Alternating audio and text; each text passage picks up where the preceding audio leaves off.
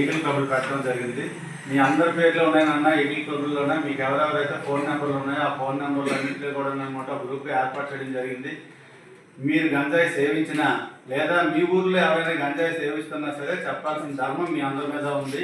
అందులో అనమాట సిఐ గారు ఉన్నారు, ఎస్ఐ గారు ఉన్నారు, నెక్స్ట్ అనమాట కానిస్టేబుల్ గారు ఉన్నారు. ఇదంతా గ్రూప్ ఫామ్ చేయడం జరిగింది. మీరే చెప్పనవసరం లేదు, మీ పక్కోడు కానీ ఎదురోడు కానీ ఎవడో ఒకటి చెప్పేస్తుంటాడు మీ గురించి. మీరు తప్పు చేశారంటే చాలా జాగ్రత్త పడాలి. అర్థమవుతుందన్న? సిగరెట్ కాల్చింది కూడాను అది రాను రాను తర్వాత గంజాయికి వెళ్తుంది. సిగరెట్ స్మోకింగ్ కూడా ఇల్ హెల్త్ కాబట్టి అది మీరు చాలా జాగ్రత్తగా అబ్జర్వ్ చేసుకోవాలి. హాస్టల్లో ఎటువైపు నుంచి కూడా ఉండకూడదు. మొన్న అనమాట ఈ వస్తువులు కావాలా చాలా మంది అలా చేశారని చెప్పేసి పిల్లలు చెప్పడం జరిగింది. వాళ్ళకి వార్నింగ్ కూడా ఇవ్వడం జరిగింది.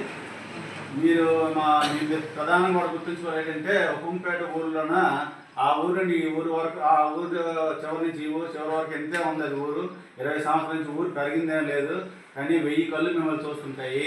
గుర్తుంచుకోండి. నువ్వు తప్పు చేసావా దొరికిపోతావు. అది ప్రధానంగా గుర్తుంచుకోండి. నన్ను ఎవరో చూడలేదని మాత్రం అనుకోవద్దు. ఇప్పుడు మీరందరూ కూడా నాకు సంబంధం లేదు, నేనేం చేయలేదు అని అనుకుంటే మాత్రం కుదరదు.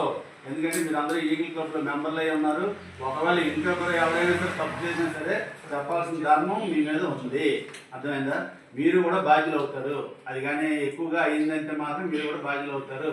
అది హాస్టల్లోకి రావడం అన్నది చాలా చాలా హేయమైన పని అనమాట. దాన్ని మాత్రం ఎవరు